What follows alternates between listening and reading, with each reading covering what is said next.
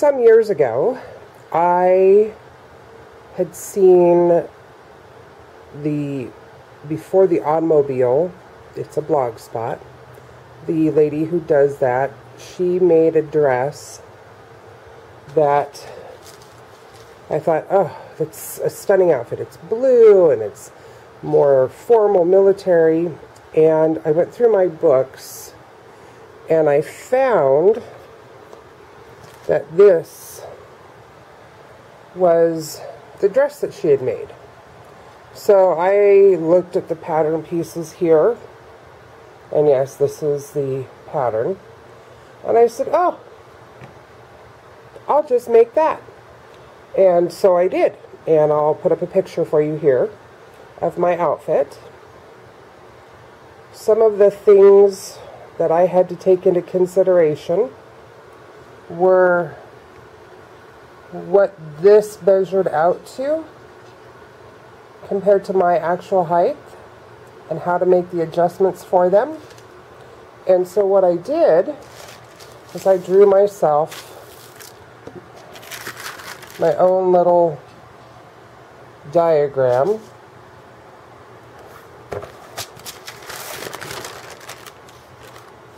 of how that was going to work. Might help if I have it right side up. So what I did is I took the measurements of how long I needed it for me, what their measurements were, and extended it for my waist and my height.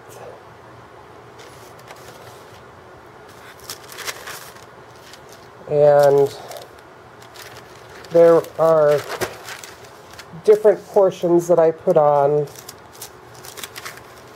how I was going to, what the measurements were for the reavers, for the cuffs, for the jacket. And I also, for this reaver, this is the side piece, which is this piece here. I measured that out. And so for the outfit that I'm making today, I've decided that I wanted to use those long reavers, but because I'm making a fantasy-inspired outfit, there's a lady in Germany who did that. So this is my pattern piece that I drew for my reaver, and what it says is that the top piece is 4 inches, the widest part is 11 inches, and then you get this curve down to the full length of, this is your longest length. So what I'm going to do is I'm going to draw that out on my lining fabric, and then I'm going to cut lining fabric and the pattern fabric, stitch those together. I think I'm going to make this a detachable belt piece so that my black underskirt, overskirt that I just showed you can be used for other outfits, and this material here won't be a permanent part of this, but I can reuse that black skirt for other things. So I'm going to draw that out and show you what it looks like. So you can see I've got it all drawn out here. When I was making my pattern for my other dress, I did not put this pattern shape to paper because I had the measurements. The only part I put to paper was the bodice. That's a little bit harder to fit, especially with the overlays. But this piece here is going to be the lining, and then I'm going to cut out the fabric that we're going to use, and see what we can do on that other skirt. This is both pieces cut out. You can see the newspaper print and then the lining. I'm going to stitch those together and lay them along the side of the skirt. So this is that reaver.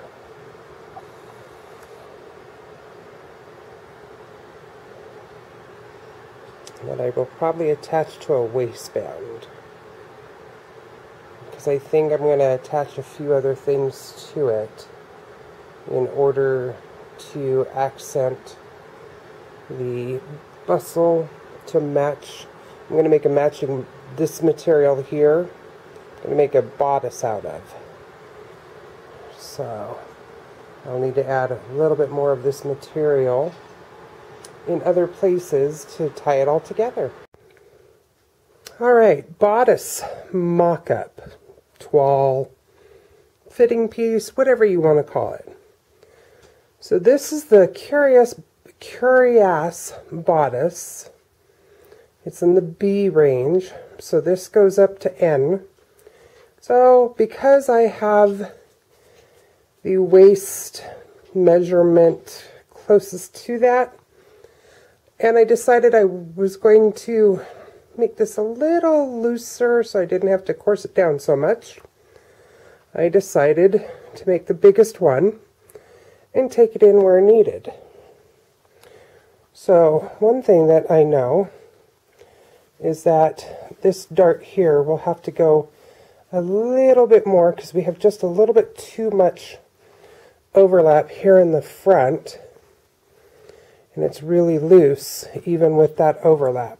So I'll be taking that in probably another ½ inch at the center, but keeping most of the top here, because here it's a little bit snugger than the lower piece. And then this here is the optional cutting line. So this pattern says that you can cut two different ways. You can cut long or you can cut short. So they look like they're both the same picture, but it says on the pattern that you can have it long, or you can have the, I guess that would be part of the dinner cut, the dinner blouse cut. So slightly shorter, but I think I like it long. And then the changes that I did make to it is I took the dinner bodice cut in the front, which is supposed to come back here because the back goes into a V, but I decided not to, so I'll probably have to do a little bit of adjustment here for the collar because it's just a little too snug. I don't like the way that worked. I might pull out one of my other truly Victorian patterns that has this cut and compare that piece up at the collar here. You can see the back here looks pretty good on my dress form, so I'm really happy with that. The only thing I might have to do, and I've had to do this quite often, is pull this shoulder up just a little bit. You can see how it already looks better pulled up, because on some of my pattern pieces that I have a chalk line that cuts that just a little bit tighter. So this is the mock-up. It's getting close to shutdown time for me here. So I think tomorrow what I will do is I'll put the corset back on, and then I will finish the darts and try to get pictures of it on me while we're doing that, so you can see how that works. So see you tomorrow. Here on the left, I folded up the alternative cut line, and I'm kind of liking the way that it goes over the side compared to coming down over the hip too far and making it look like a coat. So I think what I'm going to do is go with the alternative cut in the front, and then the back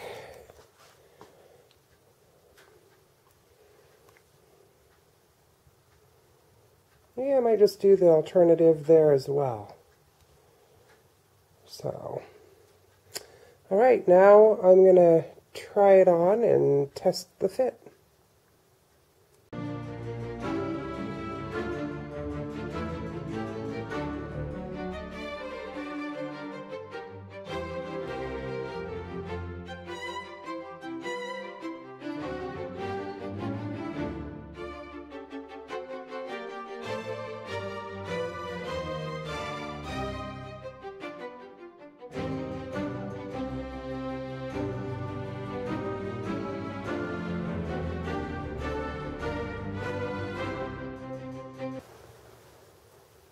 Alright, here's the back fit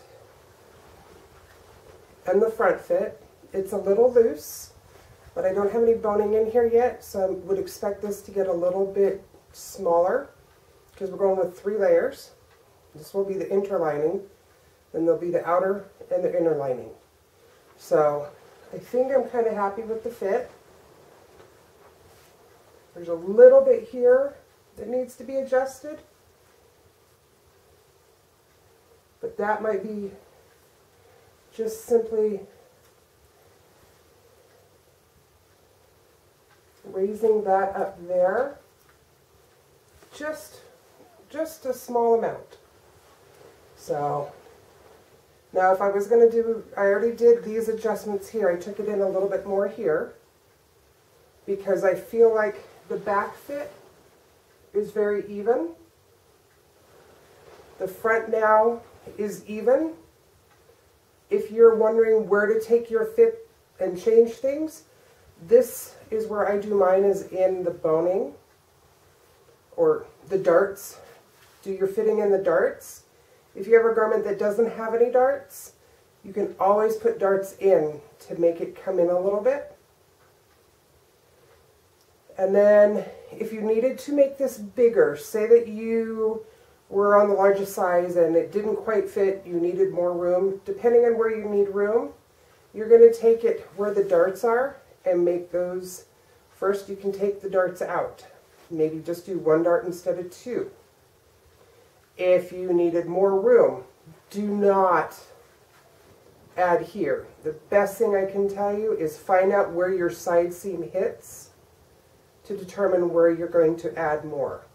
If the side seam is way forward, then your back is too large. You need a smaller back, and then you can extend the front, because that's where I'm bigger.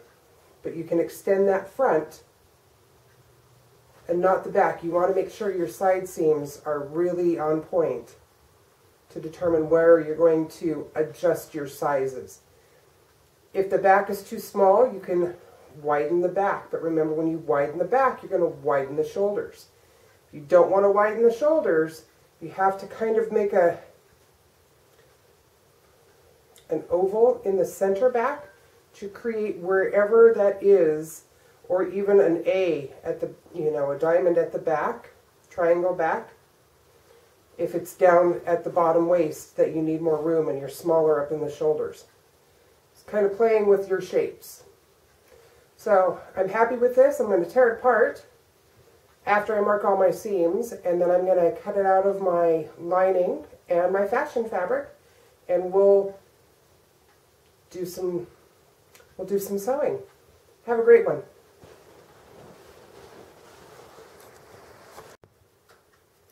So the directions say to have your fabric, your interlining, and then your lining. And I've decided, normally what I would do is I would put my interlining and my fabric and sew them together so that that was one piece of fabric.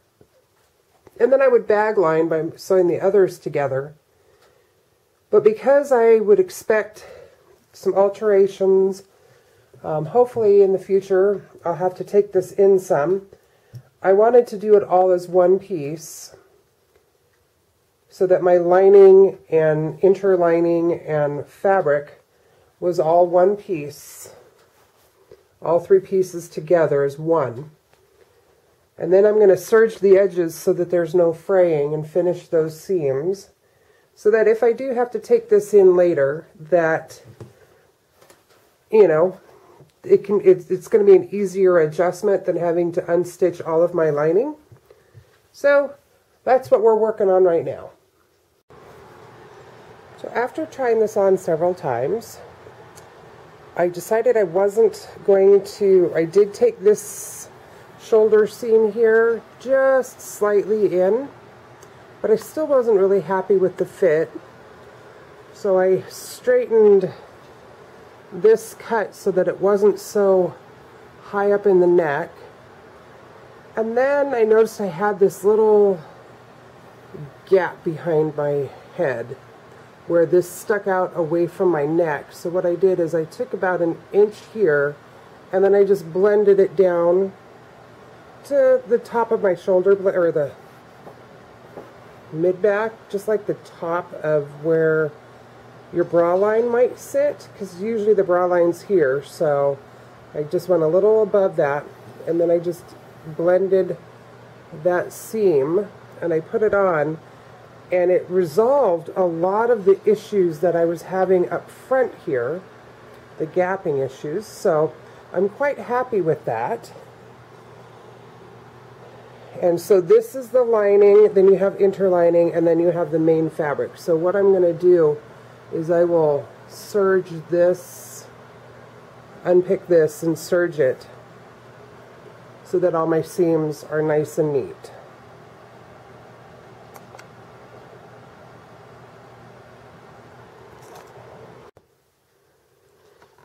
Alright, so this came with this little tiny collar, which for me is good. I don't like really tall collars. And so what I did is, because my lining is part of the inside,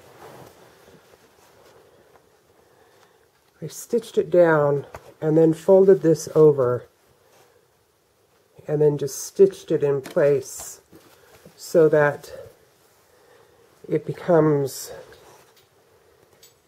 permanently down. Because I still haven't decided if I'm going to add anything here or if I'm just going to leave it and then do some big poof bouffant-y item there. Some kind of an ascot or lace fall that fills in this area.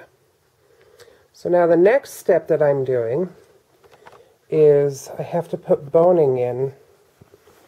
And so boning is going to go the first and second darts. Then there will be boning on each side of the side back. And then this curved seam gets spiral boning. And the difference between the two is spiral boning is meant for curves, whereas straight steel is designed to go straight up and down. There's no, you can't get this curve with a straight bone. You have to use the spiral. It just doesn't bend the way that you want it to. All right, so that is the process we're going to do now, and then when that's all done, I'm going to fold this up 1/2 inch and hem just like I did the top here. And I'm thinking the buttons are going to be out of this black poly satin, just to give some kind of a break here. There are several ways to do boning. So you can see the diagram here. It shows you where the boning placement is. And it tells you here that, you know, how the boning seams, or the boning should be inside the lining material, or the casing. So this is, You could do this out of self-casing, or you can use double fold bias tape. Double fold bias tape works best. There is option 1 is to use your dart itself as a boning casing. And so once you get this in place, you're going to stitch across the bottom to hold it in. The option 2, where they made their own boning casing, I used pre-made double fold bias tape, and I stitched it to my seam allowance, and then I inserted my bone and closed up my ends. This worked well even for the spiral. So you have options. There are sometimes, if your seam allowance is rather large, you could stitch down your seam allowance and then use that as your boning casing. Your boning is usually about 3/8 of an inch wide. And I find that from the center of my needle to the outside edge of my presser foot is 3/8 of an inch. So that when I'm sewing my casings, if I put my casing right on the edge here,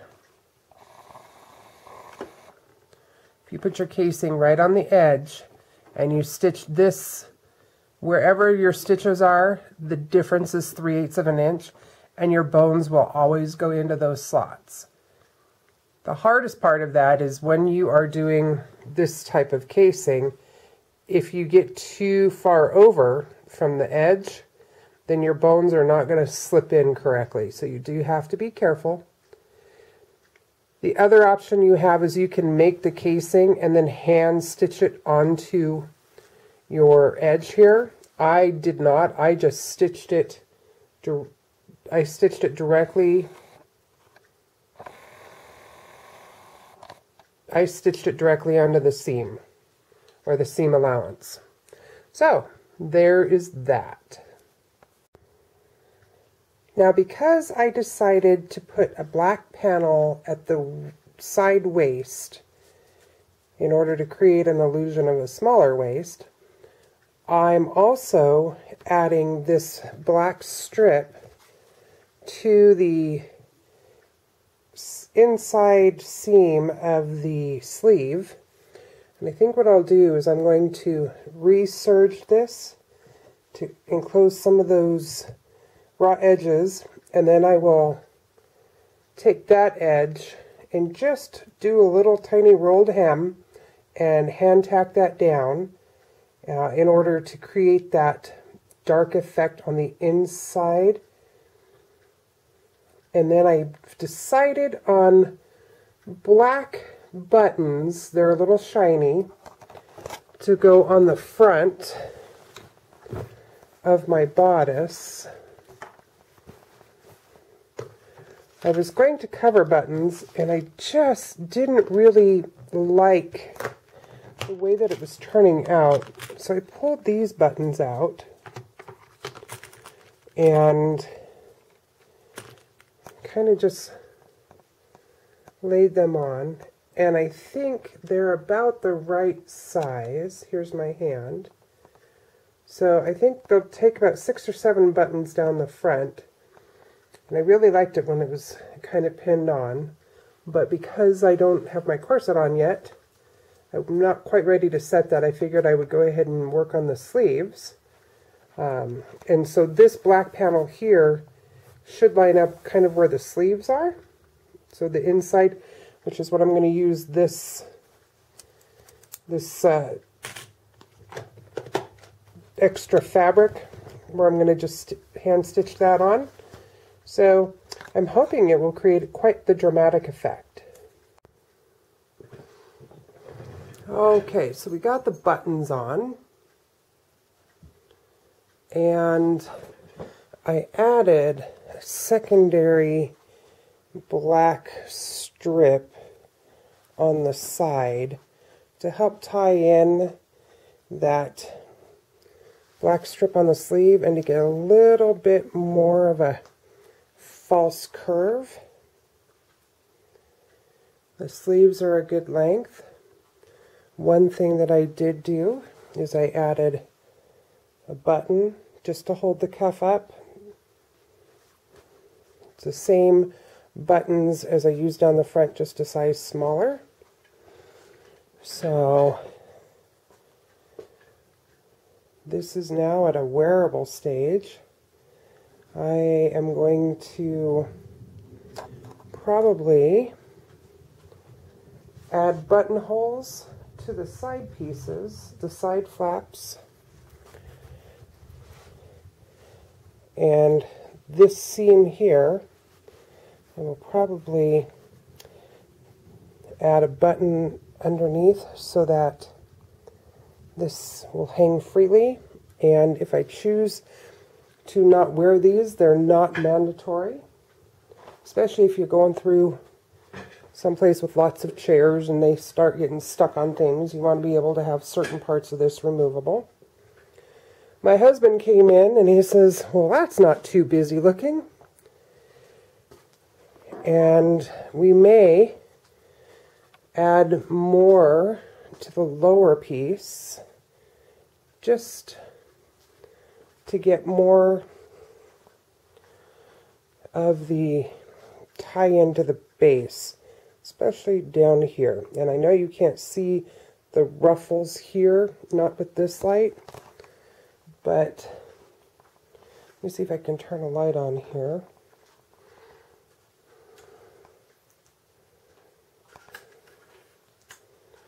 So there we go. You can see the ruffles there.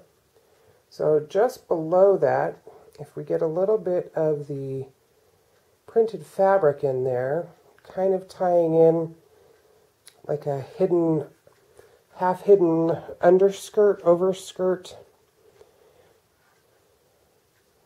Well, we'll see. We'll see what happens. But this is about 90% done. I do want to make a black jabot or undershirt with a jabot just to cover up the expanse there. Indoor, outdoor, sunburn, no sunburn, depends on where I wear this. But I'm very happy with this. So after I get that part done, I still have to finish the underskirt and put some trim on the underskirt, and because I'm me, I have to make a hat. So here we go. So here's how I have made these front pieces removable. I just did a couple buttonholes so that they can be removed and it doesn't take any special tools while you're at it.